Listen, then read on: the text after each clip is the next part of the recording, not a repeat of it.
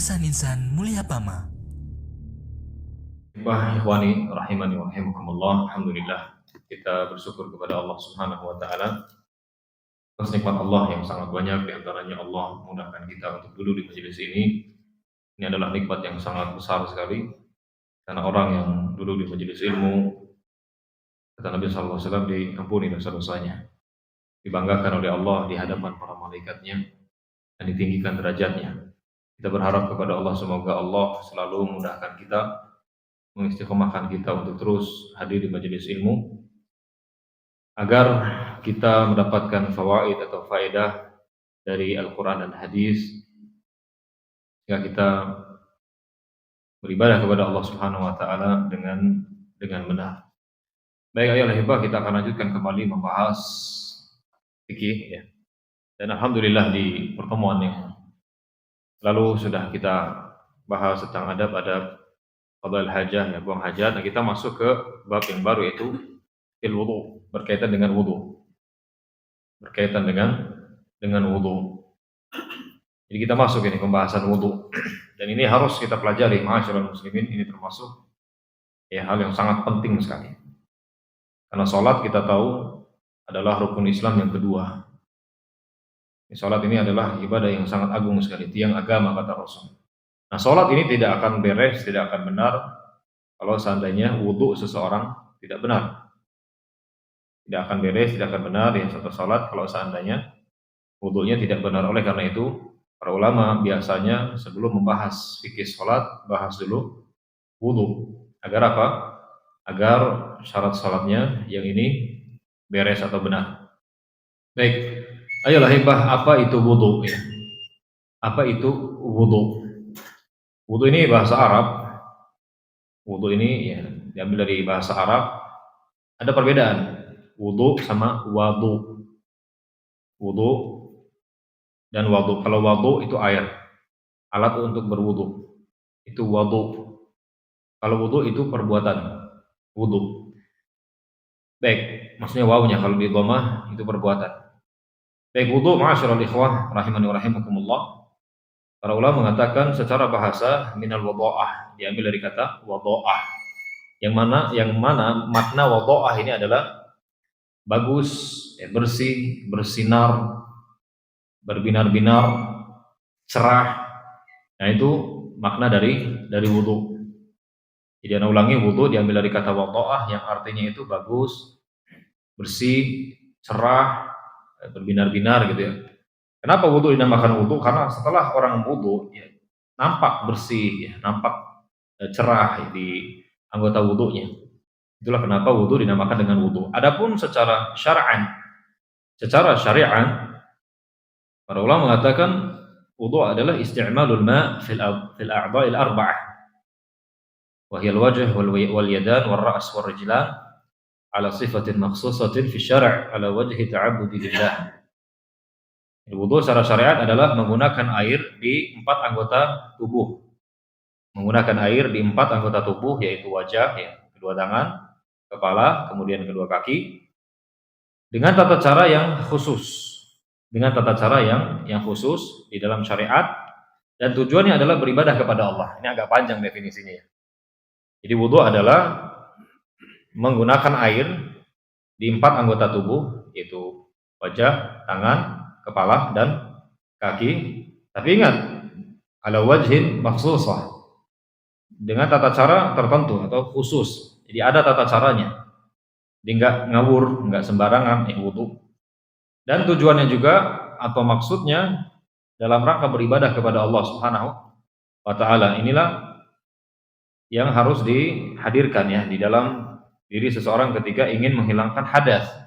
Karena kalau seandainya orang berwudu tapi niatnya bukan berwudu, maka tidak hilang hadasnya kalau seandainya dia berhadas. Contoh, ada guru TK yang ngomong, "Woi anak-anak, perhatikan ya, ibu guru mau ngajarin wudu. Mau praktek wudu nih, kalian lihat ya, nanti kalian praktekkan." Wudu lah si ibu ini. Ya wudu ya sebagaimana wudunya Rasul. Baik, apakah setelah dia selesai mengajarkan ke anak-anak, mempraktekkan di hadapan anak-anak, hadas dia hilang? Jawabannya tidak.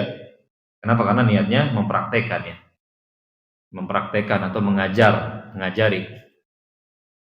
Jadi bukan untuk menghilangkan hadas. Jadi itu ayolah hibah ikhwani rahimani wa rahimakumullah, definisi dari wudu. Masih ingat? Ulangi lagi lah.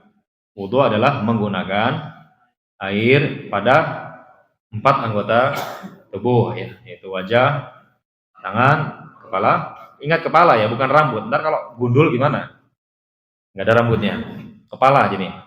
Kepala, kemudian kaki dengan tata cara yang khusus dan dalam rangka beribadah kepada Allah Subhanahu wa taala. Baik, ayolah hibah hadirin yang dimuliakan oleh Allah, perlu kita ingat bahwa wudu ini adalah syarat sah salat ya, sudah kita sampaikan tadi. Wudu ini adalah syarat sah salat. Jadi kalau seandainya ada orang tidak berwudu padahal dia mampu, padahal dia bisa, maka tidak akan diterima ya salatnya. Nabi sallallahu alaihi wasallam bersabda, "La yaqbalullahu salata ahadikum idza ahdatsa hatta yatawadda." Allah tidak akan menerima salat salah seorang di antara kalian apabila dia berhadas sampai dia berwudu. Dan dalam riwayat lain Nabi sallallahu alaihi wasallam bersabda, "La yaqbalullahu salatan bighairi tuhur wala shadaqatan min ghulul." Allah tidak akan menerima salat tanpa taharah, dan Allah tidak akan terima sedekah dari harta yang haram. Sehingga ini perlu kita ingat bahwa wudu itu syarat sah salat.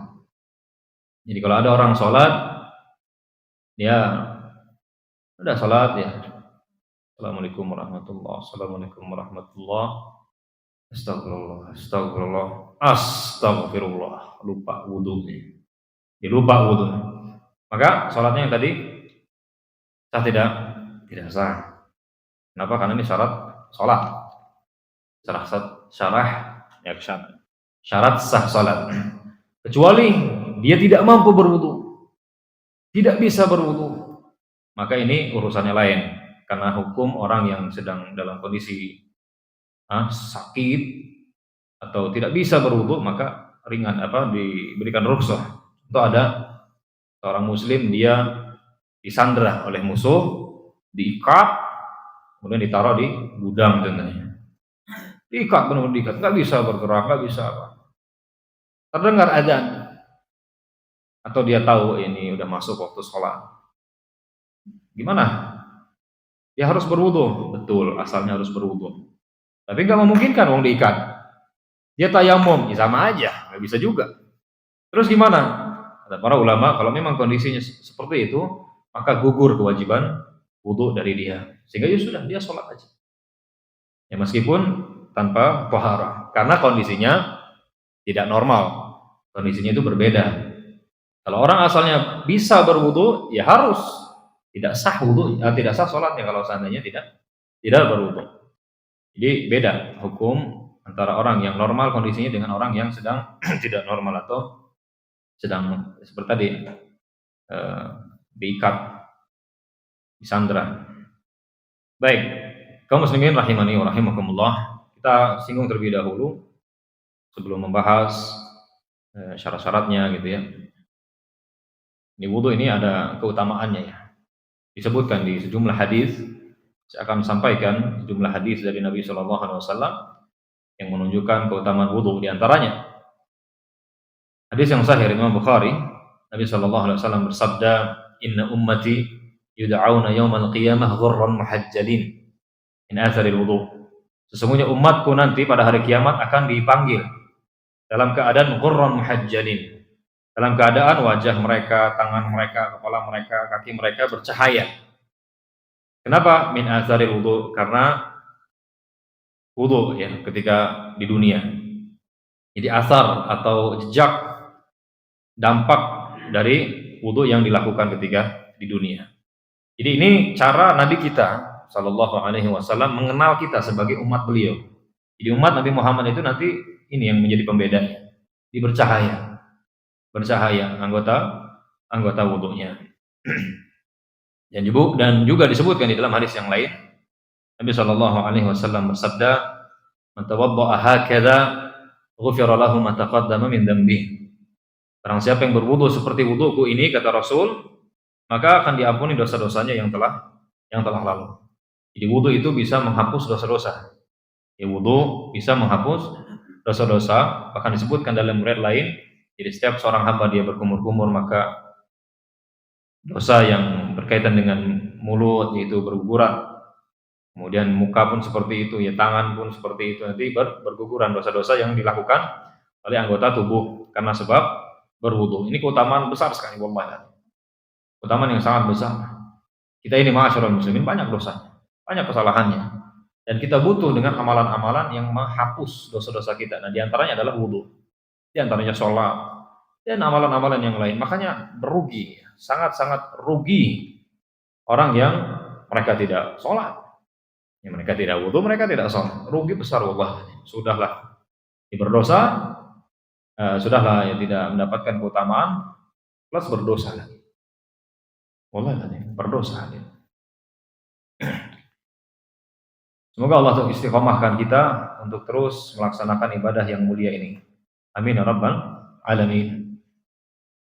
Baik, jadi itu diantaranya untuk menghapus dosa-dosa. Baik hadirin yang dimuliakan oleh Allah, kita langsung saja membahas dalil tentang wudu ini. Wudu ini kita tahu wajib bagi orang yang berhadas dan dia mau sholat. Wajib bagi orang yang berhadas dan dia mau sholat, atau dia mau melakukan ibadah yang disyaratkan harus berwudu, seperti menyentuh mushaf Al-Quran dan juga tawaf. Adapun dalilnya ma'asyiral ikhwah fillah, ya, tadi sudah saya singgung, diantaranya hadis Nabi SAW, Allah tidak akan terima sholat tanpa taharah, tidak akan menerima sedekah dari harta haram, dan juga ayat ya dalam surat Al-Maidah yang ke-6, Allah mengatakan ya ayyuhalladzina amanu idza kuntum ila shalah faghsilu wujuhakum wa aydiyakum ilal marafiq wamsahu bi ru'usikum warjulakum ilal ka'bayn. Wahai orang-orang yang beriman, apabila kalian berdiri hendak salat, maka basuhlah wajah kalian dan kedua tangan kalian sampai siku, usaplah kepala kalian dan basuhlah kaki kalian sampai kedua mata kaki. Ini dalil disyariatkannya wudu. Dalil disyariatkannya wudu. Baik, ayo al-ahibbah rahimani wa rahimakumullah. Kita langsung saja ya ke syarat sah. Kita langsung saja ke syarat sah wudu. Baik, yang pertama adalah Islam. Yang pertama adalah Islam. Ini langsung saja di sini Islam akal tamyiz. Jadi Islam berakal kemudian tamyiz. Anak yang sudah tamyiz. Nah, kita akan bahas. Baik, yang pertama di sini Islam ya. Ini sebenarnya 3, cuma jadi 1. Jadi kalau ada orang kafir atau non muslim dia berwudu, sekalipun wudunya seperti wudu Rasulullah, maka tidak sah. Karena syarat diterimanya ibadah ma'asyiral ikhwah yang pertama adalah muslim ya. Dia mengesahkan Allah, bertauhid, ikhlas, yang memurnikan ibadah hanya kepada Allah Subhanahu wa taala. Baik, kemudian berakal. Jadi kalau ada orang gila wudu, ya enggak sah. Tidak apa? Tidak sah. Kemudian tamyiz, anak yang sudah berumur 7 tahun.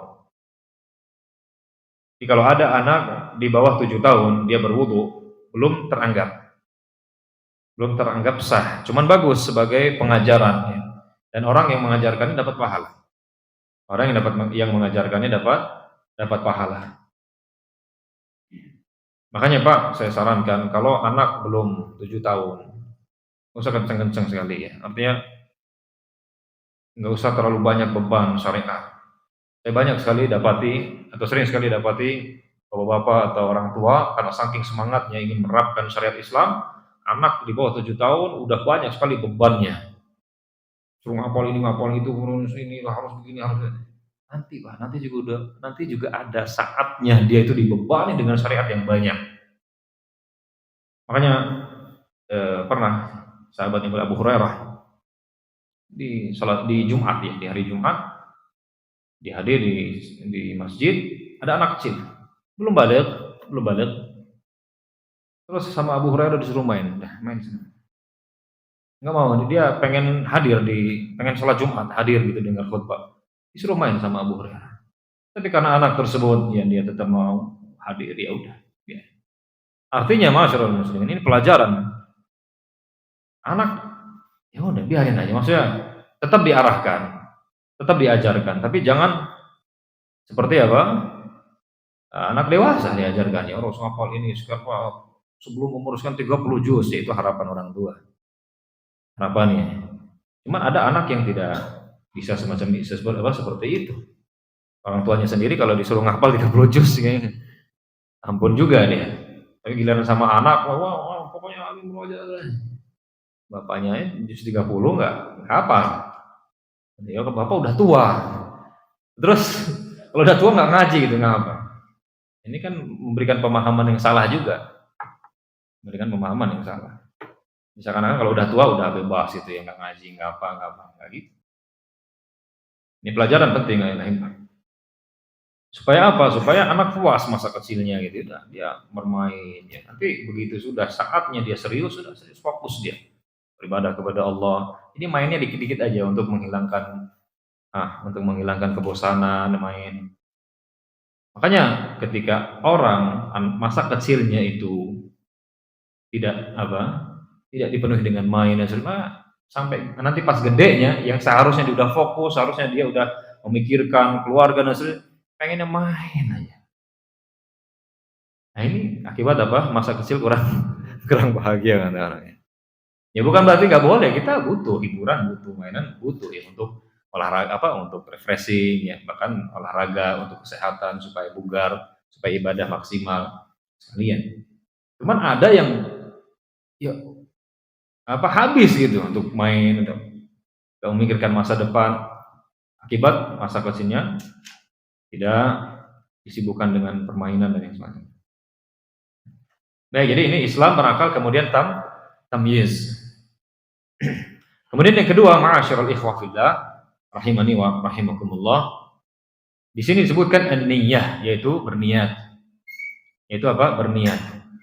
Ya niatnya niat wudu, niatnya menghilangkan hadas gitu. Karena Nabi sallallahu alaihi wasallam bersabda, innamal a'malu binniyat, sesungguhnya amalan itu tergantung dengan niat, sah atau tidaknya, diterima atau tidaknya, berkah atau tidaknya. Itu dari suatu amalan. Jadi syarat sah wudu yang kedua di sini adalah berniat. Dan saya sudah sampaikan tadi, berniat di sini maksudnya seseorang sadar bahwa dia ini mau sholat, dituntut untuk berwudu. Kemudian dia pun berangkat ke tempat wudu, ya sudah dia basuh. Nah itu. Jadi bukan seperti tadi mau ngajar dia, bukan seperti itu. Atau ada orang ngigo terus berwudu dia, bisa aja. Nah, jadi berniat. Wala yushra'u talaffudhu biha. Nah, ini di sini disebutkan tidak disyariatkan untuk melafadzkannya. Kenapa ma'asyiral ikhwah fillah? Karena li'adami tsubutihi 'ani Nabi sallallahu alaihi wasallam, karena tidak ada dalil yang sahih dari Nabi sallallahu alaihi wasallam. Tidak kita pungkiri, sebagian ulama ada yang membolehkan. Tidak kita pungkiri ya, sebagian ulama ada yang membolehkan untuk penguat. Untuk apa? Untuk menguatkan niat gitu. Kita tidak pungkiri itu. Ya, terutama dari yang mazhab Syafi'i ya. Kita dapati.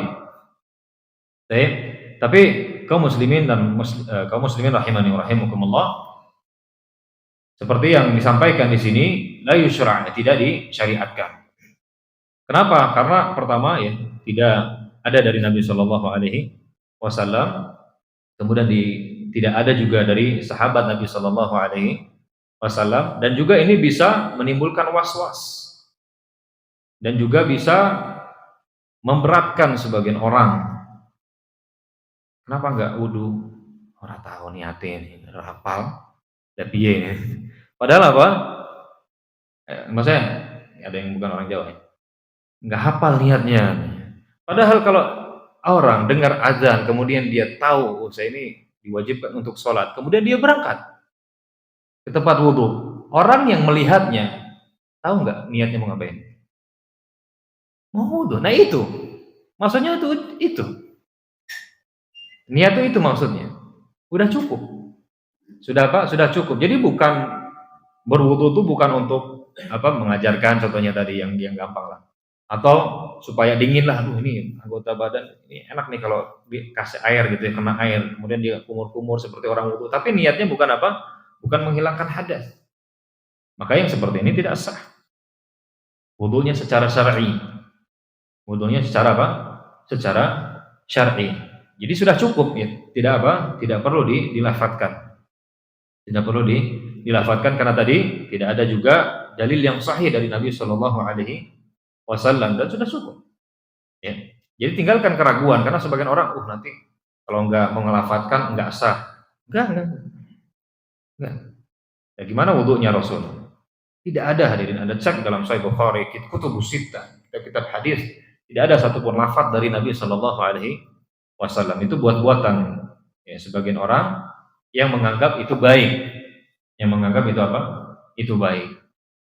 Jadi saya ulangi, sekedar kita berangkat ke tempat wudu, jangankan kita, orang aja yang melihat tahu kita mau wudu ya, bukan mau masak ya, bukan, mau wudu. Seperti itu. Jadi itu niat. Kemudian yang ketiga adalah al-ma'ut tahur, airnya suci, lagi mensucikan. Airnya suci lagi apa? Lagi mensucikan. Jadi ingat pakai air, pakai ma. Ya tahulah insya Allah ya bahasa Arabnya air apa? Ma'un nih, ma. Nah di dalam Al-Quran kita tuh diperintahkan berwudu dengan air, bertoharo dengan ma. Bukan pakai kopi. Memang sih kalau bahasa kita tuh air kopi, air teh, ada airnya gitu. Tapi nggak sah digunakan untuk berwudu kalau itu. Karena itu bukan ma, itu qahwa, kopi itu qahwa, teh itu syai. Dan juga nggak sah kalau sana pakai jus, karena itu asir, bukan ma. Nggak sah juga pakai bensin nih, pertama kemudian solar ya, nggak sah. Karena itu bukan air, meskipun itu benda cair. Jadi kita berwudu atau bertoharoh pakai ma, yaitu pakai air yang suci, ya pakai air yang suci. Baik. Makanya kalau ada orang datang ke rumah saja, tolong ambilkan air. Terus yang didatangkan apa? Kopi contohnya. Enggak, saya pengen air putih, ma. Pakai ma yang bukan qahwa. Baik, ini yang ketiga ya, airnya suci, lagi mensucikan. Bukan air najis jelas ya. Kemudian berikutnya hadirin, di antara syarat sah wudu adalah izalatu ma yamna'u usulal ma ilal basyarah. Menghilangkan yang menghalangi sampainya air ke kulit. Menghilangkan segala hal yang menghalangi sampainya air ke kulit. Jadi kalau seandainya ada cet-cet contohnya, apa kutek ya, perempuan biasanya kutek yang menutup. Kan ada kutek yang sekedar mewarnai, kalau itu nggak apa-apa. Jadi yang harus dihilangkan yang menutup itu ketika hendak berwudu. Oke. Kemudian berikutnya, kaum muslimin rahimani wa rahimakumullah, adalah terputusnya dari hadas. Terputusnya dari apa? Dari hadas, maksudnya tidak ada hadasnya. Bukan tidak ada, najis lah, gitu aja lah kita bahasakannya. Terputus dari najis. Jadi kalau misalnya ada orang, mohon maaf, habis BAB ya dia cebok dulu, ya, jangan langsung wudu, nggak sah. Jadi kita harus apa? Menghilangkan benda najis di tubuh kita, baru setelah itu berwudu. Kecuali memang tidak bisa, tidak bisa menghentikannya, karena sebagian orang ya, di rumah sakit biasanya ada orang-orang tua dimasukin selang ke itunya, ke anunya itu ya, ke anunya lah pokoknya. Dimasukin selang, akhirnya keluar terus apanya? Air kencingnya. Maka kondisi semacam ini tidak masalah karena kondisinya sakit. Dan dalam syariat dibedakan, hukum orang yang sakit dengan orang yang sakit itu beda. Jadi nggak masalah. Ini kasihan banget ya, kita sering dapati ada orang tua dia nggak paham, qadarullah anak-anaknya juga nggak paham, orang tuanya pengen sholat, malah apa? Suruh sholat, oh nggak usah sholat pak, nih. Udah nggak usah sholat pak, ini lo najis terus gimana wudhunya nggak sah, nih udahlah nggak usah sholat. Padahal bapak udah mau mati. Seharusnya di akhir-akhir hayat, yaitu lebih disemangatin ya supaya apa? Beribadah kepada Allah ini malah dihalang-halangi. Makanya penting kaum muslimin rahimani wa rahimakumullah kita terus belajar supaya kita ya bisa memberi nasihat, memberikan masukan pada keluarga kita. Ini penting ilmu yang semacam ini. Jadi kalau seandainya tidak bisa terputus, maka ya sudah. Tidak apa? Tidak masalah. Tidak tidak masalah. Seperti orang yang dia kena salah sirih. Salah sirih itu buang angin terus. Ini biasanya di bulan Ramadan ini sering nih bagian orang. Jadi dia bentar-bentar buang angin, bentar-bentar ketut gitu, terus kentut gitu. Baru wajah ketut lagi, baru tangan udah buang angin lagi, suara rampung-rampung. Nggak selesai-selesai. Terus gimana? Maka kalau memang kondisi semacam itu, udah nggak usah digubris, wudu aja. Wudu, karena Anda sedang tidak sehat berarti. Sedang apa? Tidak sehat.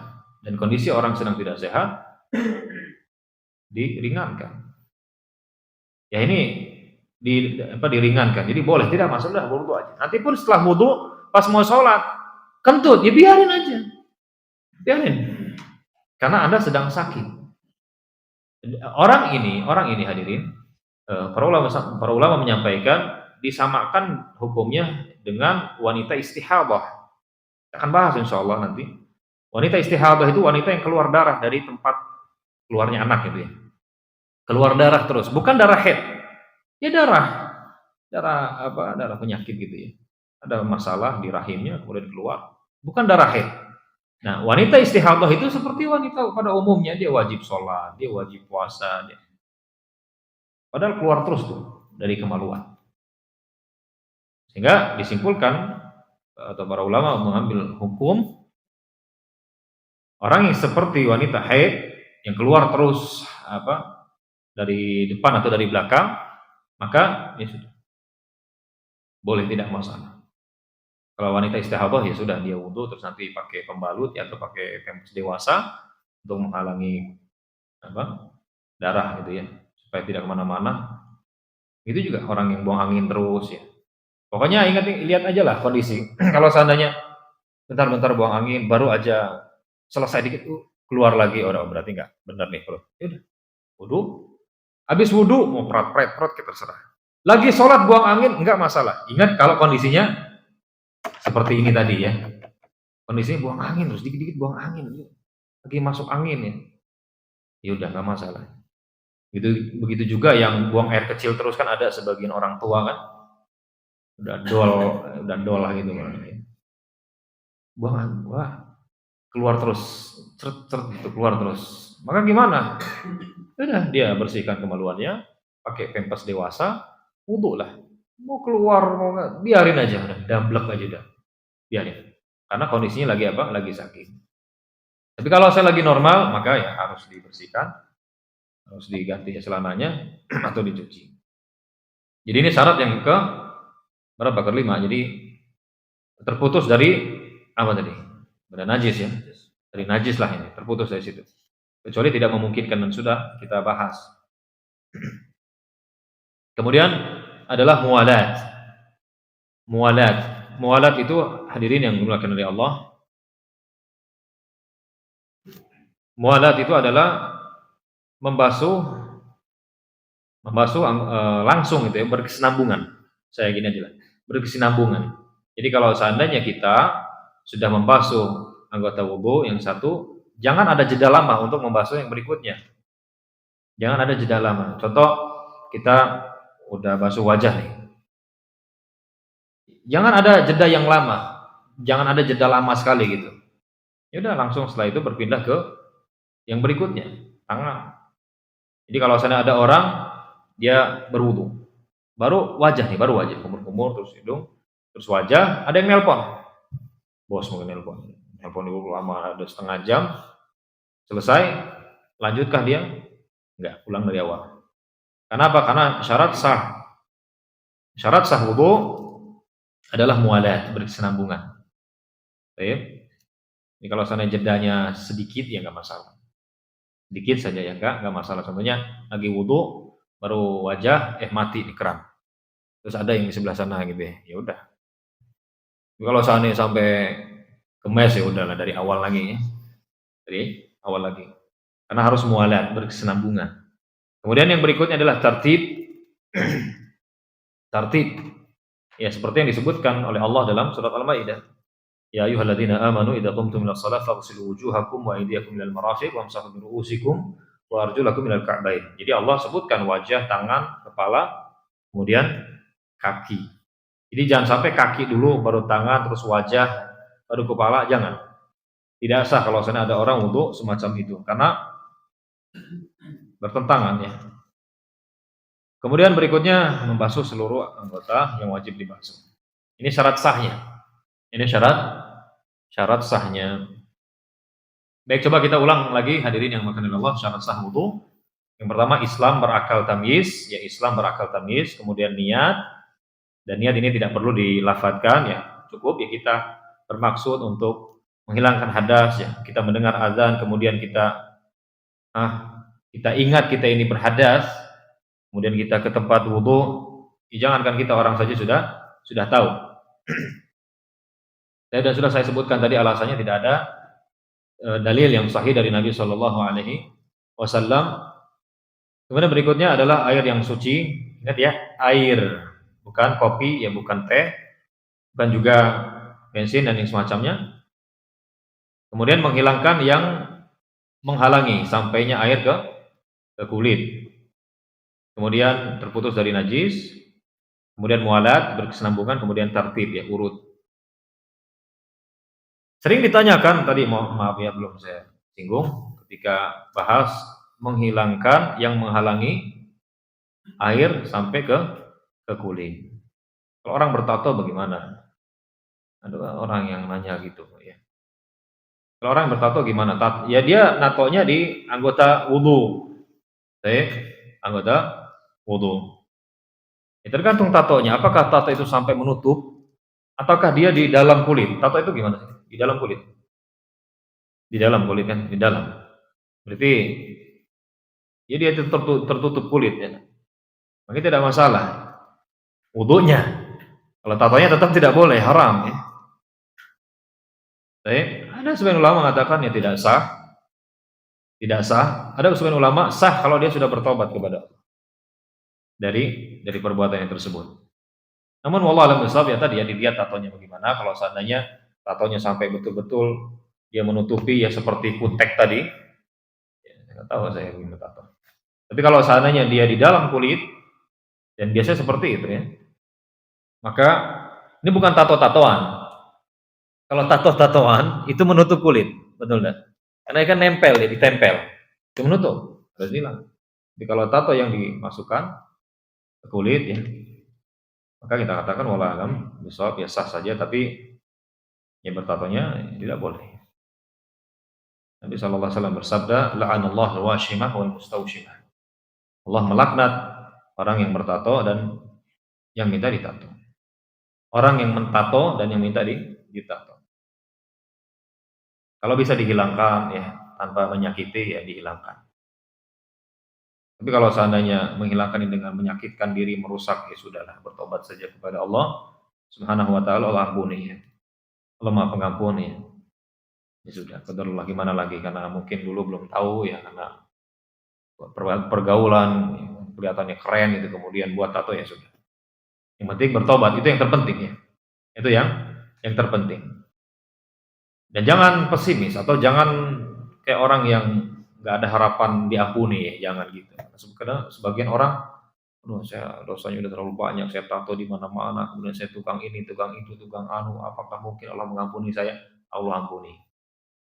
Allah ampuni, Allah kalau mengampuni bukan hanya mengampuni, Allah menyayangi juga setelahnya. Innallaha ghafurur rahim. Allah Maha Pengampun lagi Maha Penyayang. Artinya Allah kalau sudah mengampuni setelahnya Allah menyayangi. Jadi jangan sampai merasa tidak diampuni ya kalau udah bertato enggak Allah ampuni. Bertobat kepada Allah Subhanahu wa taala. Kemudian kalau bisa dihapus dan itu tidak menyakitkan diri ya tidak masalah ya dihapus. Tapi kalau saya sampai menyiksa diri ya sudah tidak perlu. Cukup bertobat kepada Allah Subhanahu wa taala dan orang yang lain ketika melihat dia sudah bertobat ya jangan dicemooh. Jangan dipandang sebagai orang yang hina, jangan kayak gitu. Tidak boleh seperti itu. Hadirin bisa jadi ada bahkan orang yang orang yang dia masa lalunya bejat, masa lalunya rusak, masuk surga dia. Kenapa? Nah dia di akhir hayat merasa menyesal, merasa hancur karena telah memaksiati Allah, kemudian dia bertobat kepada Allah, kemudian dia disebut nyawanya. Ada orang juga dia beramal soleh, terus beramal soleh, tapi apa? Hatinya busuk. Hatinya merendahkan orang, menghina orang, menganggap dirinya ya istimewa di sisi Allah Subhanahu wa taala, meremehkan orang ya. Sombong nih. Ini tidak boleh. Cuman bukan berarti sebagai dalil, oh, udah kalau gitu saya mabuk aja gampang bertobat. Siapa yang jamin? Ya kita berjuang jadi orang soleh, jaga hati. Terus beramal soleh, jaga hati. Menginginkan kebaikan untuk orang, sebagaimana kita menginginkan kebaikan untuk diri kita. Kita mengajak orang untuk baik, ya sebagaimana tadi. Kita ingin juga kebaikan untuk diri kita. Kita nasihati orang bukan karena kita lebih suci, lebih hebat. Enggak, kita pengen masuk surga bareng-bareng. Seperti itu. Baik, berikutnya hadirin yang dimuliakan oleh Allah, kita lanjutkan di pertemuan berikutnya. Wallahu a'lam bishawab ya, karena mungkin lagi. Ya karena sudah habis waktunya ya. Wallahu ta'ala bishawab. Ada yang mau ditanyakan? Terkait dengan wudu. Hitung sampai 3. 1, 2, 3. Oke, sudah selesai. Allah Ta'ala al-Misal, terima kasih kepada kawan-kawan sekalian hadirin yang sudah hadir. Semoga Allah Subhanahu wa taala selalu berikan taufik kepada kita semua, memudahkan urusan kita, melancarkan rezeki kita, menjadikan pasangan kita salehah ya. Kalau belum punya pasangan, semoga Allah Subhanahu wa taala segerakan. Dan semoga Allah jadikan anak kita saleh-salehah. Amin ya rabbal alamin. Allah Ta'ala alam bisawab. Wassallallahu ala sayyidina Muhammad wa ala alihi wa sahbihi ajma'in. Subhanakallahumma wa bihamdik. Asyhadu an la ilaha illa anta astaghfiruka wa atubu ilaik. Wassalamualaikum warahmatullahi wabarakatuh.